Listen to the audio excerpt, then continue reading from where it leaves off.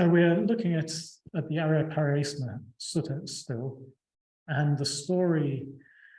The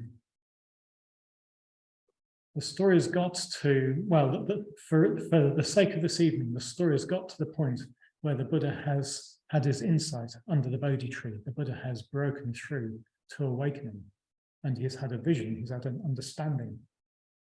And the story goes, this bit isn't actually told in the Vajrapriya Sutta, but elsewhere he describes the unfolding of his insight on the eve of awakening in 3 different stages.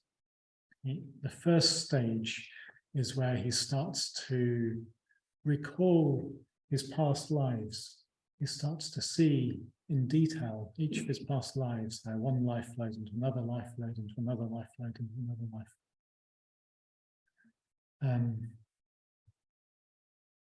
Which we may find, well, it depends on our own temperament and beliefs. That may feel a little bit hard to believe.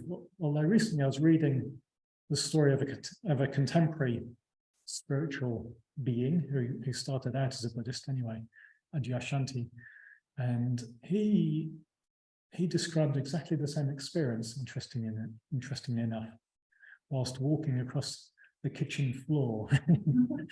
He recollected lots and lots of past lives. So anyway, this was the insight that the Buddha had in the first watch of the night. And then he started, it's like his vision expanded, and he started seeing how all beings were arising and passing away, lifetime after lifetime after lifetime, and how lifetimes were connected by this thread of karma, how one being's karma in one life would have knock-on effects in the next life, and so on. So he was seeing how actions, how behaviors were rippling through lifetime after lifetime. And then in the third watch of the night, he had this more, as it were, he sort of unpacked that aspect in terms of conditioned arising, in terms of conditioned co-production. And that's what we're going to try and unpack a little bit this evening. So what he was really interested in, what he was trying to crack as he was sat there beneath the Bodhi tree, was what causes suffering, what causes dukkha, what causes this whole mass of ill, as he put it. And he started sort of backtracking. He started thinking, okay, so what is it what's the sort of most proximate cause of suffering? And old age, sickness, and death. Well, it's getting born, isn't it? If you don't get born, you won't have any of these problems. So what's the cause of getting born? And now, you're probably recognizing this. This is the 12 cyclic nidanas, as Bhante calls them, the 12 conditioned links. I won't go through them all, but he tracks it back ultimately to ignorance. It's like ignorance is the root problem. Ignorance is the root cause. And he realizes that if you eliminate ignorance, then all these dominoes just fall. Ding, ding, ding, ding, ding, ding, ding, ding, ding. Problem solved. And so this was his vision of conditionality in that application, conditionality as applied to suffering. If we eliminate, well, suffering is ultimately caused by ignorance, and if you eliminate ignorance, you eliminate suffering. And what is ignorance? Well, the ignorance is basically ignorance of conditioned arising. Ultimately, it's ignorance of conditioned arising. But that doesn't help us very much, does it? That's just giving it a different word. And this is where I've been sweating blood trying to work out what to say in this talk, to be honest, because the whole of the Dharma arises out of conditioned arising. And so it's like one could give a talk about any aspect of the Dharma to illustrate conditioned arising. So what are the important bits? But first of all, I'll just read you a little bit from the Vajrapriya Sutta, of where the Buddha has this vision, and then he thinks to himself, this Dharma that I have attained is profound, hard to see and hard to understand, peaceful and sublime, unattainable by mere reasoning, subtle, to be experienced by the wise. But this generation delights in worldliness, takes delight in worldliness, rejoices in worldliness. It is hard for such a generation to see this truth, namely, specific conditionality, dependent origination. So this is what he's seen, but he realizes that it was very difficult to see. It took him a hell of a lot of practice to get to this point. And he specifically realizes it's difficult to see because we're attached. He says it's hard to see this truth. Where does he say this? Sorry. Yeah, so he's basically saying it's hard to see this truth because we delight in worldliness. We rejoice in worldliness even. We rejoice in attachment to our pleasures. So it's hard to see because we're attached. And we'll come back to that a little bit. But the first thing to talk is that this is hard to understand, and it's not surprising if we don't understand it. And I don't understand it. And Ananda said he understood it. Ananda said to the Buddha, it's very profound, this conditioned arising, isn't it? But at the same time, I see it as clear as day. And the Buddha says, don't say that, Ananda, do not say that. This dependent arising is deep and profound.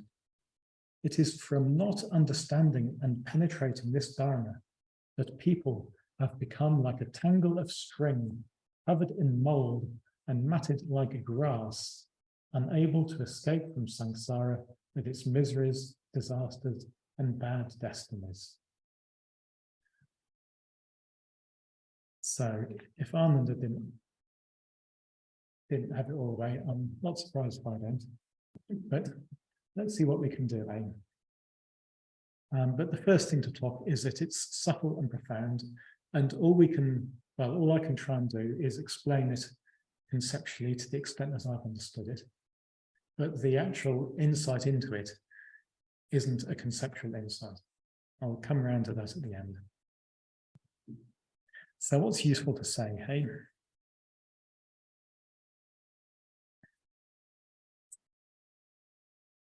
So the first thing to say is that the whole point of conditionality, the whole point of the doctrine of conditionality is to remove suffering. It's not to build some grand philosophical system. The Buddha wasn't a system builder, he wasn't a philosopher, he was trying to remove suffering, yeah? And the 12 links of conditionality, the one that I just skipped through very quickly from, that goes from ignorance through to old age, sickness, and death, those 12 links, that's one example of conditioned arising. There's quite a few other examples, of it. So there's the Four Noble Truths, for example, which is the formulation that's usually cited as the sort of premier application of conditioned arising.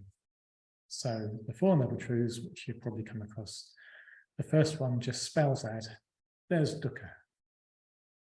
And what's the cause of the dukkha is craving. So in dependence upon craving arises suffering.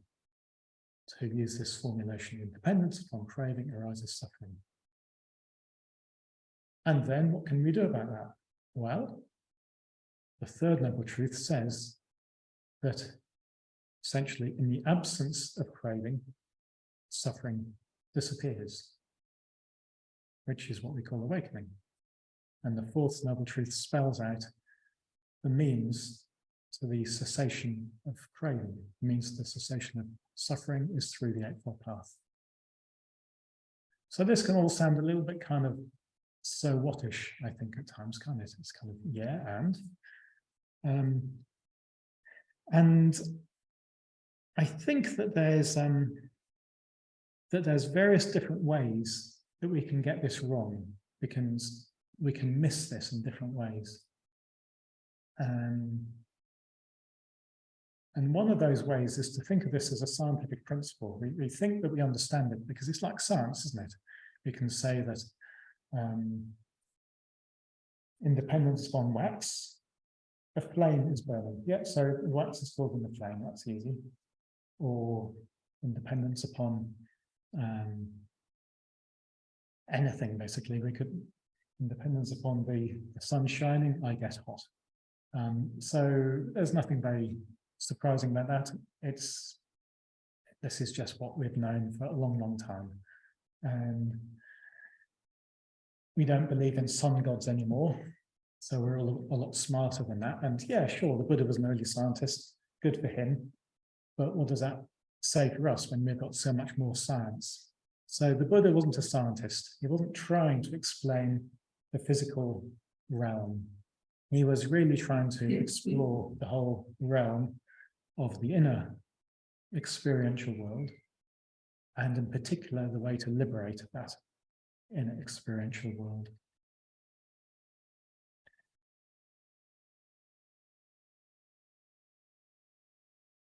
So what do I want to say now is, I think there's I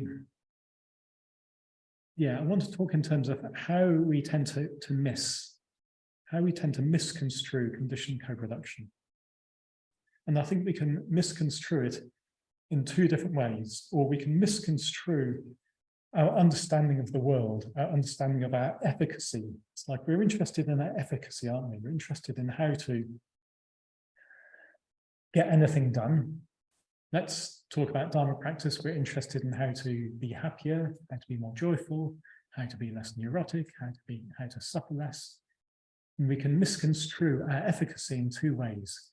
We can overestimate it, and then we can underestimate it. So let's just talk about underestimating our efficacy, underestimating how things come into being. So we can do that in the ethical realm. So ethics is one example, one area in which conditionality operates, one niyama, as Bhante calls it, one order of conditionality. So this is from the Dhammapada. The Buddha says, "Do not underestimate evil, thinking it will not approach me. A water pot becomes full by the falling of drops of water. Similarly, the spiritually immature person, little by little, fills themselves with evil. Do not underestimate good, thinking it will not approach me. A water pot becomes full by the falling of drops of water. Similarly, the wise person, little by little, fills themselves with good." So I think this is looking at the way in which we can underestimate efficacy, underestimate the consequences of our actions. We can think, oh, well, I can think, oh, well, I'll just, here I am trying to prepare my talk. I think, oh, well, I'll just check the email, just see if anything's come in. Won't make a difference. It'll only take half a minute. Or, oh,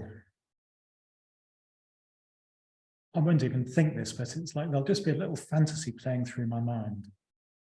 And there's just this sense, it doesn't do any harm, does it? Maybe it's fantasy, current fantasy about buying a new tent, it doesn't do any harm, does it? Not sort of realizing the implications of stoking our mind with craving, just following through on craving and reinforcing craving. Little fantasies. I used to work in a mental health drop-in, some way back, and I could guarantee every week there'd be a conversation. What will I do when I win the lottery?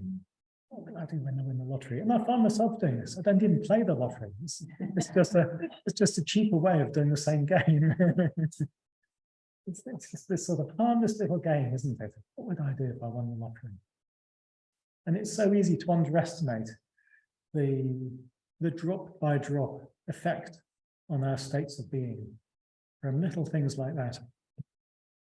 And equally, it's easy to underestimate the drop by drop effect of just pausing to think kindly about someone. Just remember a friend, or put yourself in their shoes for a moment, or just being present for a moment. Oh, here I am. Just little moments like that. It's like drop by drop, we can fill ourselves with good. That's our choice all the time. Every single moment we have that choice. And we don't actually know the effect. We can't tell what the outcome of these little drops will be, because the number of conditions that make up any single moment are inconceivable. But the Buddha has given us a rule of thumb that we call the law of karma, that if we want a happy outcome, then there's certain sort of behaviors that lead to that. And if we want an unhappy outcome, then we know how to do that too. We probably don't want that. So he's just given us guidelines for the kind of drops to be placing, and not to underestimate those, not to underestimate them. Elsewhere, he talks about seeing the danger in trifling faults. And I think when I came along to Buddhism and hearing this kind of language, I thought, oh, he's just being a bit pernickety, that Buddha. He's just, I don't know what I thought. I didn't take it very seriously anyway. But I think as time goes on, I start to see that, okay, no, there's something there. Sangharakshita has said that with a little bit more effort, we can make a really substantial difference to our states of being. And that little bit more effort, I think, is exactly this. It's not sort of a huge dramatic intervention necessarily. It's just consistent moments of positivity, moments of creativity. And out of that, something emerges. Something's always emerging. And we can just direct or we can influence the direction of that emergence. So that's the underestimation. We can underestimate our efficacy. And we can overestimate our efficacy. We can overestimate what we can do through the force of our will, the force of our desires. This is called, we sort of look for control, don't we? We want control. We want to know that if I sort of pull this lever, this emotional, mental lever, then this outcome will happen. Looking for the grand gesture. So let's say meditation is not going very well. And we think, what can I do? I know, I'll meditate for 40 minutes rather than 20 minutes. So we go there and we sit there for 40 minutes rather than 20 minutes. And that doesn't seem to do anything. Okay, give up that then. So it's like that's a sort of unicausal attitude. It's like this one thing, meditating for 40 minutes rather than 20 minutes, this will make all the difference. Rather than looking at a more kind of organic, holistic attitude, and looking at all the various different conditions that make up our meditation practice. And Kash Raja talked about this a couple of weeks ago. So we could look at, for example, do we arrive on our meditation cushion with an aesthetic appreciation for our surroundings? Do we pay any attention to making our surroundings aesthetic? Thank you to Annie for Carolyn. Oh, Carolyn, beg your pardon. Thank you to Carolyn for the beautiful blossoms.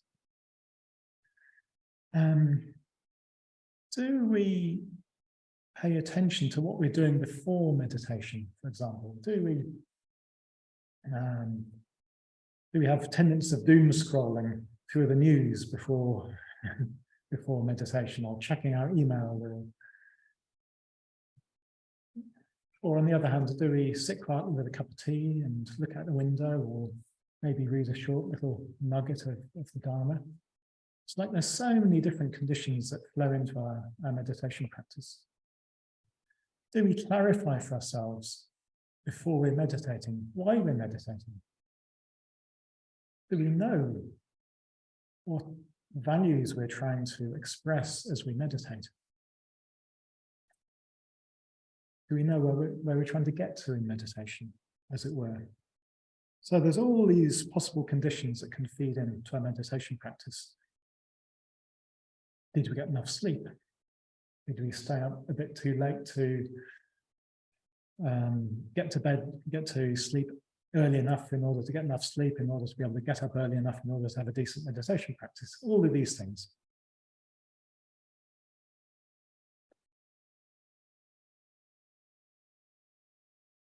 So this is saying that nothing is unicausal, nothing just has a single cause. There's a whole host of different conditions that support any one outcome.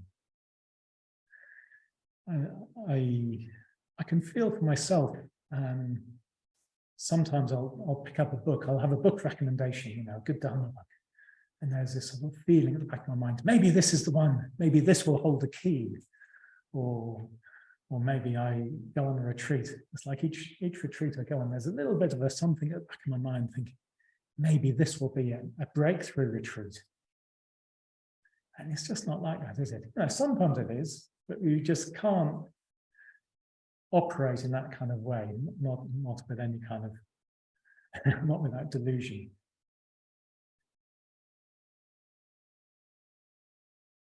So let's just do a little quick exercise here. And the Zoomers can see this or not, probably not, it's probably back to front as well. So let us think of an outcome that we want. Let's say that what we're really interested in is a mental state of joy. Just for the hell of it. If you've read Stephen's book, which I strongly recommend, This Being That Becomes, then you'll have seen this example in the form of dukkha. He takes the form of dukkha and looks at what supports dukkha. So here's me looking at what supports joy. So what conditions can you think of that would support a sort of buoyant sense of joyfulness? Yes, Sharon. Sunshine. Sunshine. Gardening. Great. Gardening in the sunshine. Friendship. Right. What did you say, Kate? Friendship. Friendship. Excellent. Connection. Yeah. Connection with Other beings. right. Yeah. With others, yeah. Beings.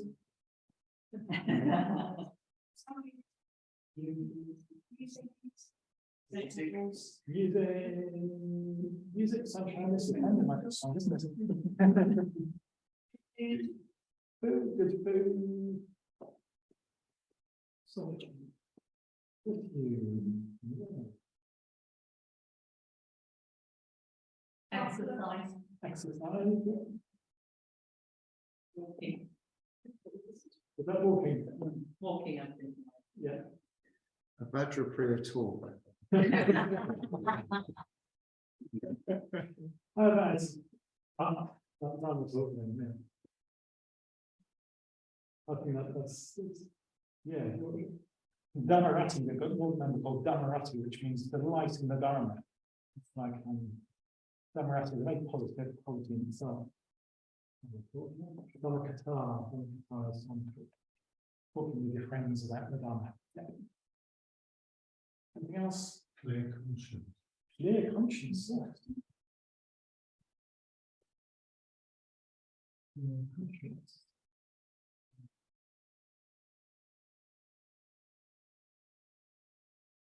Right, we could go on and on, couldn't we? That's a nice list. So all of these different things can have an effect for yourself.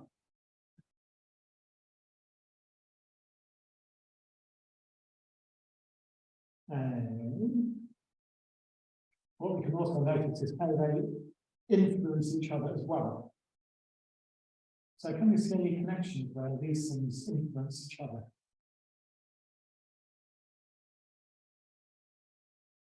I think the sunshine will affect my walking, for example. It will definitely help. And it will affect the gardening, which And is affect the garden. the beauty. And beauty, yes, sunshine is clearly what we need. Of course. The clear conscience affects friendship and connection with others. Yeah, Friendship and beauty. yeah, friendship and beauty. Actually, solitude in connection with others works for me, because if I don't get enough solitude, I can't connect authentically with other people. Yeah. And also. Yeah, yeah. I like to exercise in solitude. Yeah. Actually. Yeah. Yep. So just getting a sense of the weather connections, the weather conditions that makes up any one mental state, and of course we can find loads and loads more. And we can also see how the weather. I was thinking of getting us all standing in the room, with one of us being joy and the rest of us being the other condition, pulling on each other. Well, that could be quite fun if we let the chaotic. So what we can do is we can get a sense that bringing about moving, I was going to say moving towards or becoming more of an awakened being, let's say, becoming more of a buoyant being, is an emergence based on a myriad of conditions, some of which we can influence, some of which we can't. We can't influence the sunshine, but we can influence pretty much all the rest of those. So at this point, I'll just describe it if you don't mind, because I have a saying which I've coined a while back, which goes something like this. It goes, control over nothing, influence over everything. So this is a little phrase I came up with in Vajra. They made me a t-shirt, which I bought so much my Vajra started to fall apart. So control over nothing. This is the grand gesture I was talking about. We're looking for the grand gesture, the sort of unicausal approach. And we don't have that. We don't have that kind of single unicausal influence, control over anything. I can't control what's coming out of my mouth for starters. But we can influence, as it were, anything, in as much as there's nothing which is principially beyond our influence. I'll just move this out a little bit.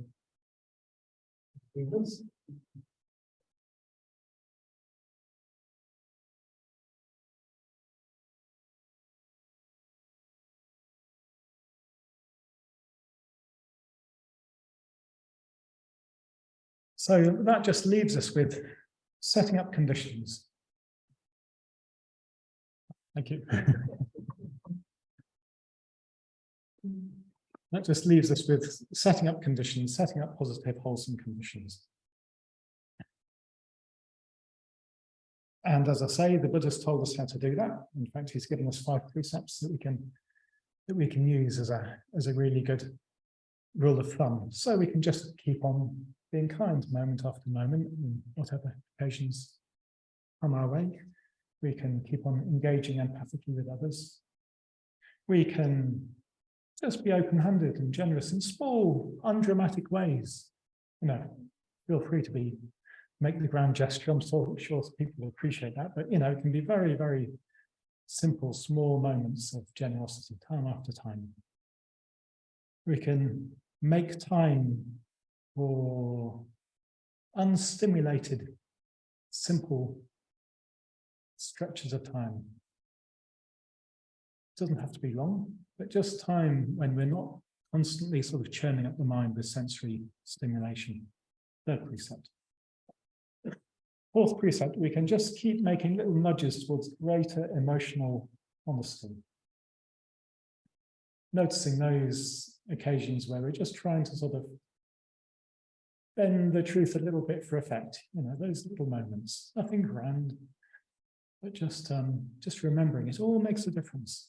And then just keeping on, picking up mindfulness practice. Don't worry about how long you've not been aware for. Whenever we remember, that's a whole new moment to be present. So there's that practice aspect. It tells us what to do, but I think there's also the vision of conditioned co-production changes our attitude. It changes the whole mood in which we practice. To me, at least, it makes it feel a bit more relaxed, not in the sense of casual, but in the sense that it's quite simple in a certain kind of way. We don't have to sort of squeeze out this grand gesture, this one big thing. We just keep on putting into place wholesome conditions. So do not underestimate good, thinking it will not approach me. So that's talking at quite a individual level of practice, individual ethics, if you like. I'd like to extend it out into Sangha practice. Because the web of conditions goes so much broader than just me and my practice and me and my meditation and me and my ethics and so on. It's us. What's happening isn't us. We are a web of conditions. It's like we're each a little node in this web of conditions. We're all supporting each other. And this again gives me a feeling of relaxation. It's like, I don't have to be the hotshot meditator. I don't have to be the one who makes the ground breaking through to awakening, if you like. I can just do my bit, and you're all doing your bit, and we just buoy each other up. And who knows what emerges out of that? Who knows who does make the grand gesture, who does break through? You know, if I can help support a culture in which that's possible, then that's me happy, really. So we can take away this overestimation that we've all got to do this on our own. Right? We are an us. We're all an us. We're all part of this culture that's trying to evolve together, creating something bigger than us together. And we can all contribute. We can all contribute to this culture. There's a little list. I think we might be looking at this later in the year, a list called the Sangraha Vastus, which is a list of 4 ways that we can create a really good Sangha culture together. Generosity. Just find ways of being generous to our Sangha friends. Kindly speech, rejoice in each other. Speak kindly to each other.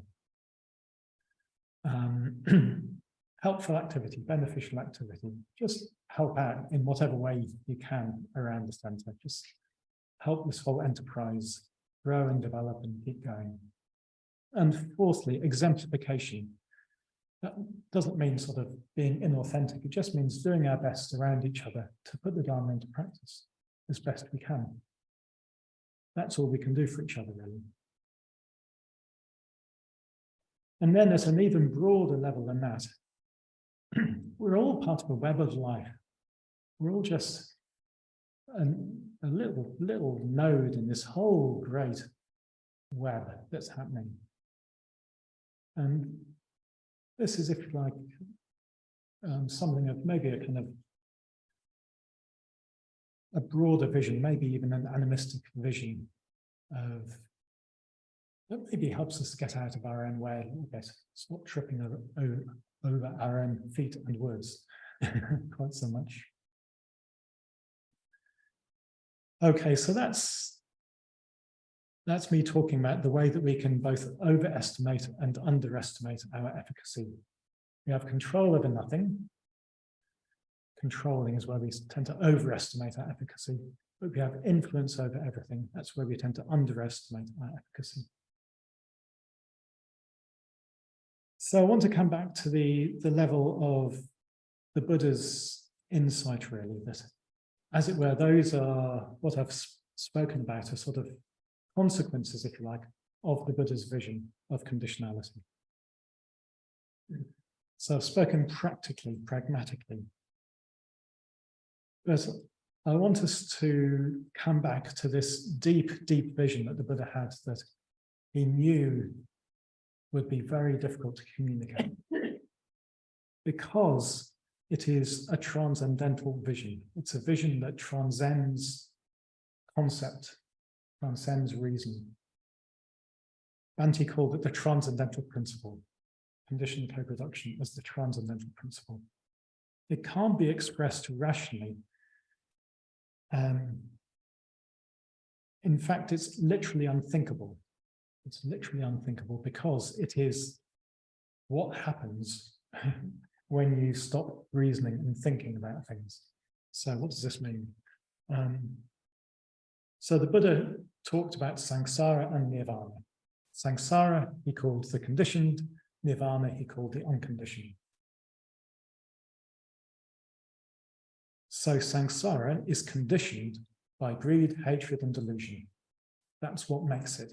It's the greed, the hatred, the delusion that creates samsara. That's what keeps us bound up in the wheel. And nirvana, as the unconditioned, is unconditioned by greed, hatred, and delusion. So that sounds easy to understand, doesn't it? So we just think of nirvana as this, but without the greed, hatred, and delusion. But it ain't like that, is it? Because it's the greed, the hatred, and delusion that conditions this. Our whole experience is the product of that. And so the absence of that is unthinkable. Because all of this is held together, is concocted, it's compounded, it's conditioned by the very processes that delude us. All of our interpretations, all of our stories, all of our thoughts, all of our conceptual overlays, all of our views is exactly what creates the world that we live in, or the way that we experience the world we live in, which is the same thing. It's what gives us a meaningful, comprehensible world. And so awakening is literally unthinkable, because we can't think our way out of what it would be like without that. So it is an absence, it's a dropping away of everything that we distort experience with, if you like. So this is why I'm saying this. Why am I saying this?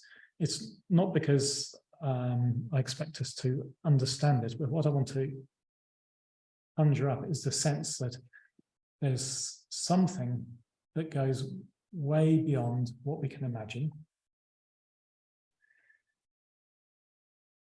It's this insight into conditioned co-production that is the heart of the Buddha's vision, and he expressed it in words, but the words don't actually touch it. But what he did say is that who sees conditioned arising, conditioned co-production, sees the Dharma, and who sees the Dharma sees the Buddha. So it's like this. It's through the insight into conditioned arising that we get to the heart of the Dharma. When we reach the heart of the Dharma, that's when we experience the Buddha as he actually is, if you like. So I just want to leave you with some words that